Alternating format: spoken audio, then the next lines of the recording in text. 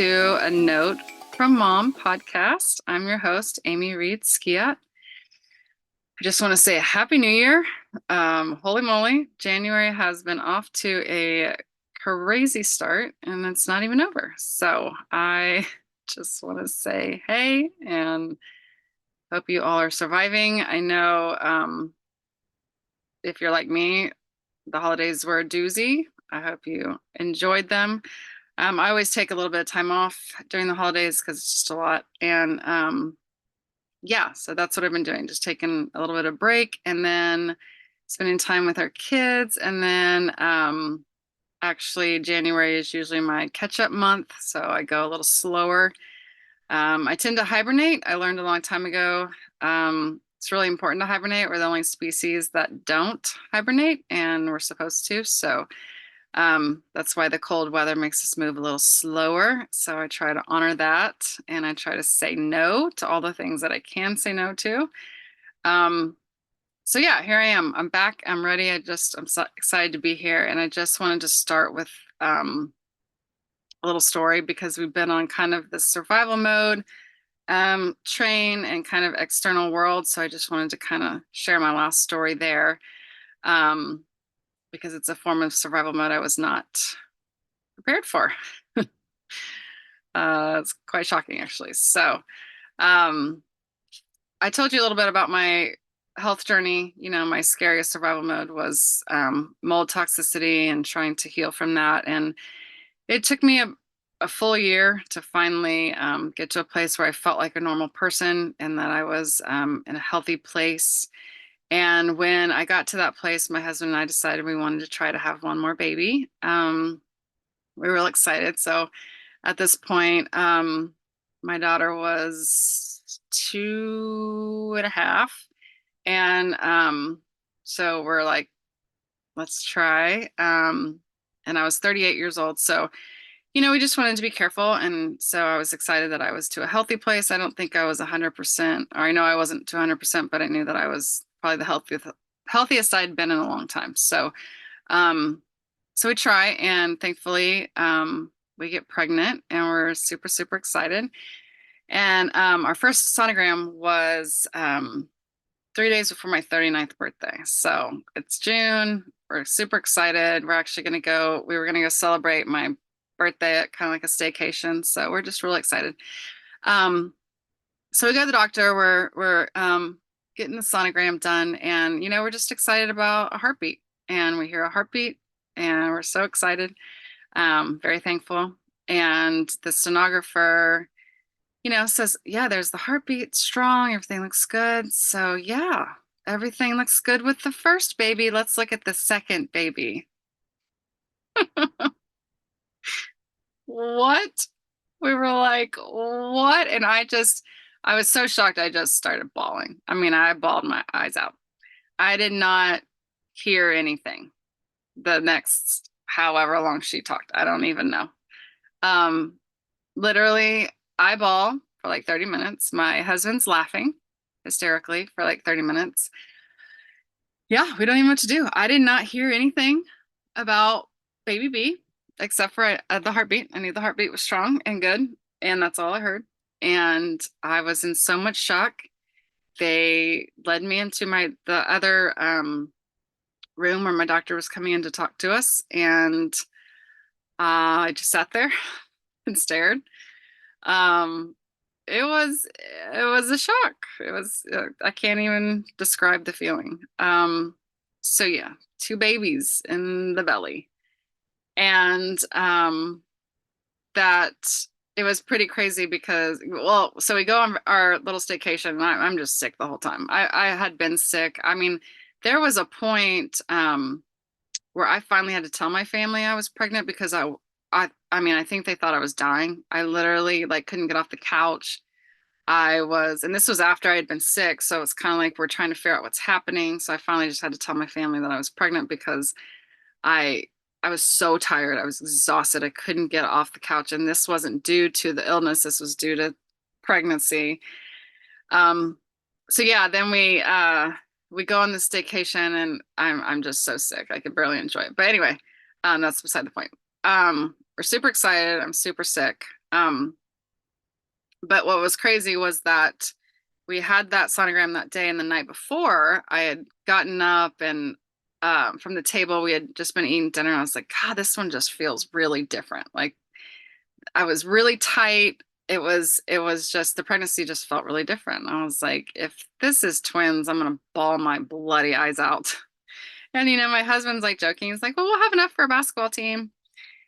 And I was thinking, oh man, well, this could happen, because it actually runs in my family on my dad's side. And we've kind of always joked, like my sister, haha, she'll get the twins, haha, because we've always kind of joked she was the less maternal of us two, which turns out it's not true. She actually is more maternal than me.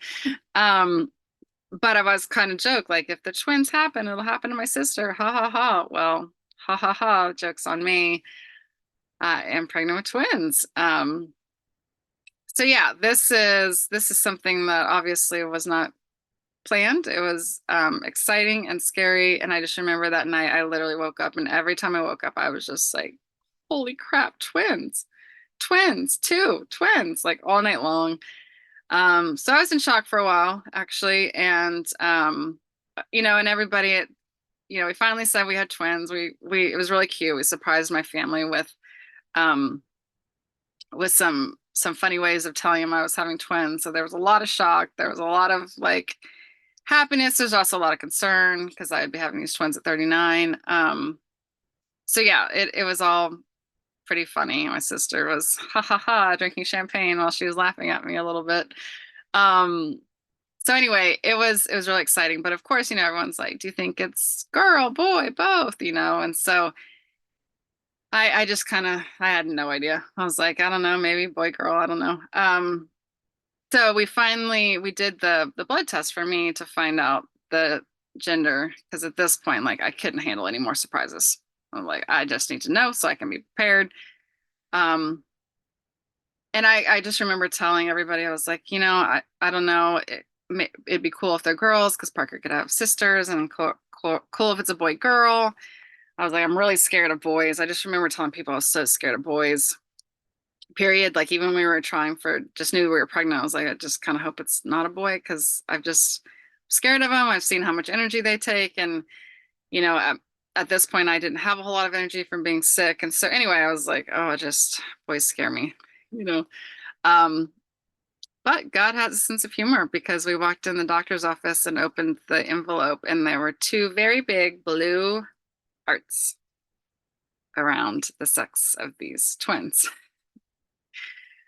Whew, yeah. And I just all I can say is God has a sense of humor, period.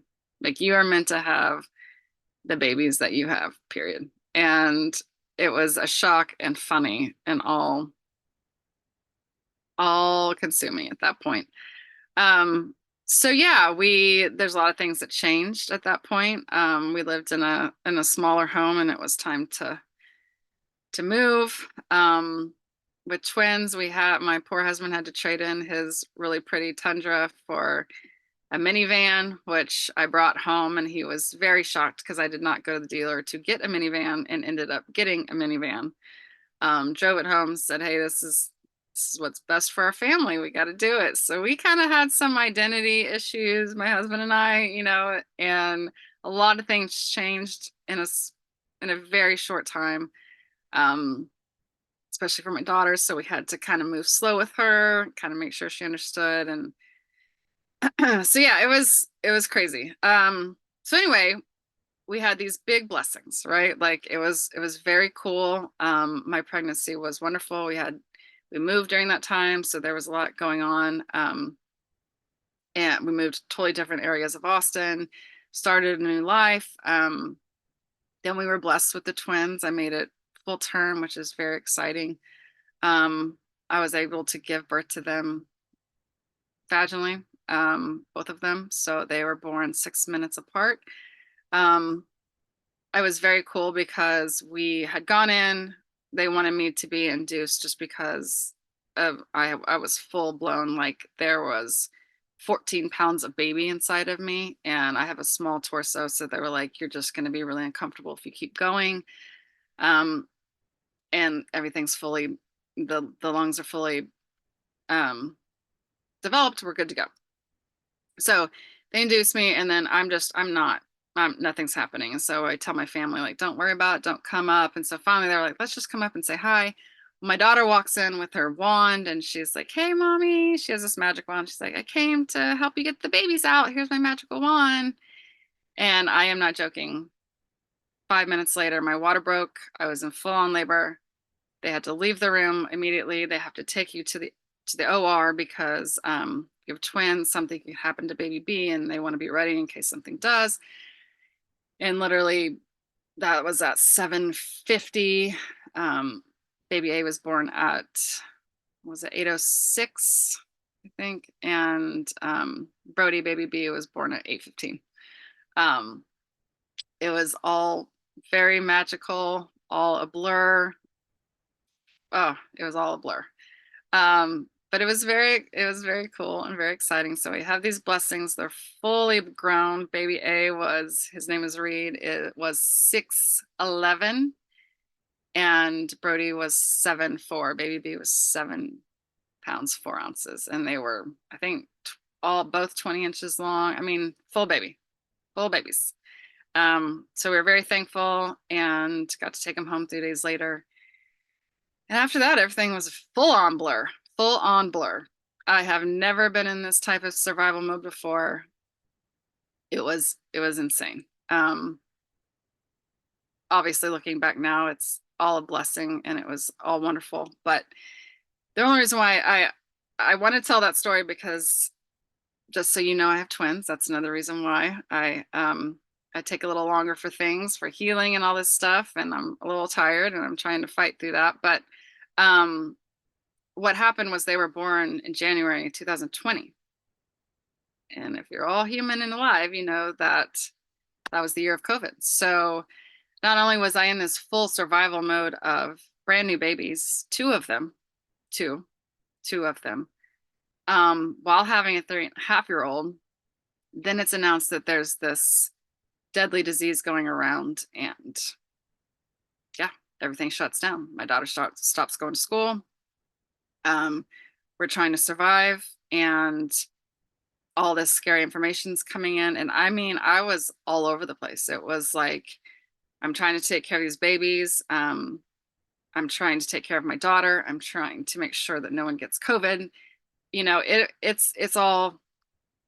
was crazy. And I say this because with the survival mode, I got to tell you, like, obviously my anxiety was out of control. I had to find ways to like calm myself. I had to find ways to like stimulate my brain where it wasn't all of this bad information. Of course, I spent a lot of time researching and trying to understand what was happening. I finally got to a place where I felt good about that. But, you know, I literally watched from the outside because I wasn't working and it was kind of, everything was shut down. And I watched our nation like literally walk through this survival mode and this grieving process. Like, we watched everyone be in denial, you know, like, oh, it's no big deal, 2 weeks, no big deal, right? And then it was like this anger because nothing was changing. And then there was this bargaining, you know, stage, and it was just like, maybe we can open, maybe we can't, maybe life will be normal, maybe it won't. Then it wasn't normal. Then it was like this stage of sadness and depression, and I feel like we stayed there a lot longer than we wanted to. And then there was like this form of acceptance, right? And so there was this whole, like, watching the nation go through this and feeling it. And I'm a very empathic person, so it was just hard to watch and feel. And then I had my own that was like postpartum, and I'm trying to breastfeed twins and keep them alive and make sure no one gets sick. And anyway, it was this whole form of survival that I never knew could happen. Wasn't prepared for. But I got to tell you, like, at that point, I'm very thankful that I had become stronger in my faith, because I was able to really step into that and just trust the process, right? Like, trust the process that there's a reason for this, that this is happening. And now when I look back, like, the reason why I'm telling this story now is because my boys turned 4 in January, and it is finally, like, I'm telling you, like, now I can breathe. Now I feel like I'm finally coming out of survival mode. My husband agrees. Like we can finally like calm down and we don't have to micromanage everything. And we do get to go on dates again and like really kind of trade on our marriage again. And, you know, we really found out who our friends were when they stepped up and, you know, really helped us during that time and offered things from afar, like had things sent to our house or dropped off at our porch. I mean, it was, you know, it was really crazy. And so with this, like I had to really focus on my inner world too, right? Like it was like, oh, this whole external thing was happening around me and it was scary and it was unknown. And then I had to like really kind of go internal and figure out how I felt and how I could focus on me and these babies and my family. And I was able to, and obviously made it through. And you know, it was a beautiful thing now looking back. Actually, the shutdowns were actually a really good thing for us just because I got to stay home and I got to eventually work from home and I got to breastfeed my twins for 16 months. And yeah, that was pretty crazy and fun and a blessing. And so anyway, it's pretty crazy to think about things that happen in our lives that really test our faith, our ability to trust the future, trust the universe, however you want to look at it. And that was just one of them. And having twins, man, it's unless you're a mom of multiples, it's really hard to describe. And I know a lot of people get it or can think think about that and how hard it is. I mean, you think about raising one kid and it's just like, whew, and you got two at the same time. Um, so yeah, I just wanted to kind of wrap up the external talk with just this story because it's so insane to me now, still even talking about it and telling the story, how it went down, how it happened, you know, and just we're very thankful. We have two beautifully healthy boys, so blessed and such a huge blessing. But in the beginning, it was very scary and a lot of survival mode issues for sure. And yeah, it's fun.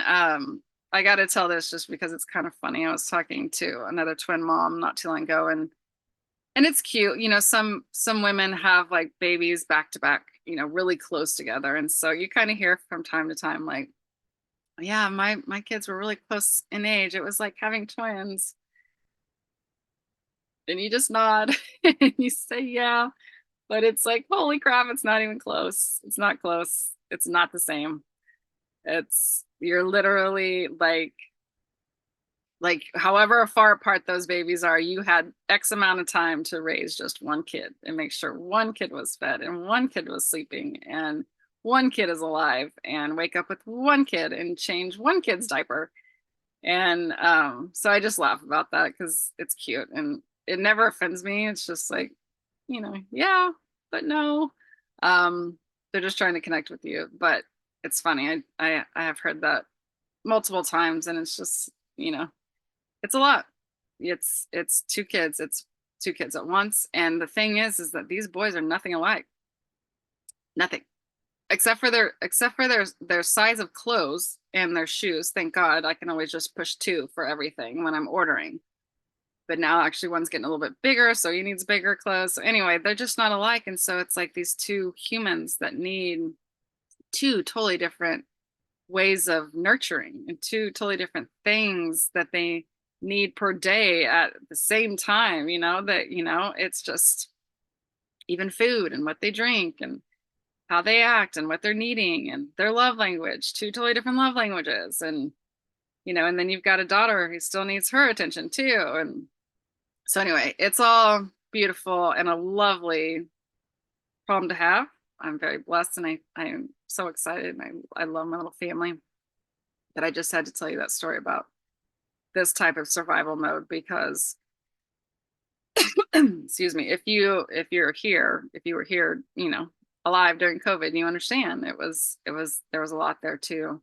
And so yeah, I would just encourage everyone when you are in this survival mode to really just try to go internal, like take out the noise. I had to really like take out the noise of all the things that were being sent to me and all the information. And I finally just stopped looking at social media during that time. And I actually wrote a course. I wrote a course for women because I needed to get all of this out. That's how internal I went. Like I would be breastfeeding and I would just be writing what I was going to put on this course for women on my phone, like the notes on my phone, because I just needed, I wanted to help in some way. And that was the way I could help, was writing this course for women. And because all of us were going through identity crisis at that time too. I mean, I like the identity crisis that I was going through, and then with the world, and then like people in general, we were all grieving certain things. And then it was like, because there was no noise happening outside the world, everything was shutting down.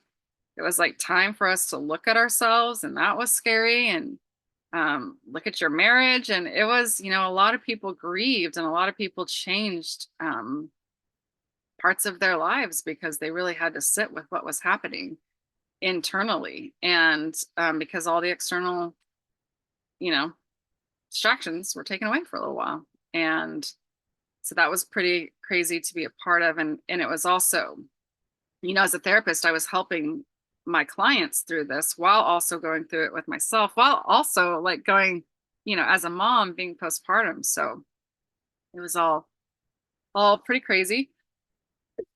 Excuse me.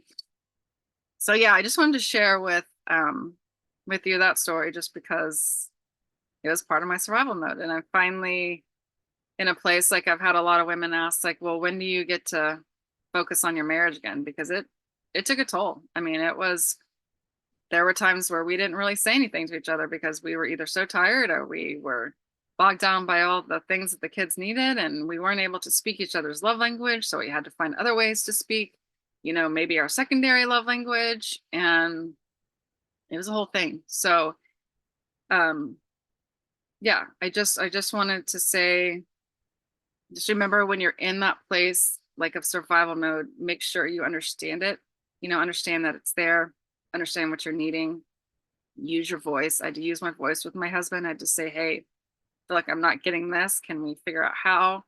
And same from him. And yeah, and just remember that it's all temporary. Although it didn't feel like it in the moment with COVID, it was temporary. And yeah, so just work on taking out the outside noises when you need to, and go inward when you can. Work on like the external world, understanding it, getting it into a good place, whether that's your job, friendships, any of that, just so you can go internal and kind of get to that point. So, all right, I'm going to leave you with that. Again, Happy New Year. Just wanted to share that story. I have some really cool episodes coming up about my health journey. And then I have a really cool speaker or guest speaker coming on talking about hormones, because she knows way more than I, and I'm really excited about what she shares. So it'll be cool. I hope you have a great rest of January, and thank you for being here, and we'll talk soon. And to my kids, I love you more than the sun rises. Thanks so much. Bye. Bye for now.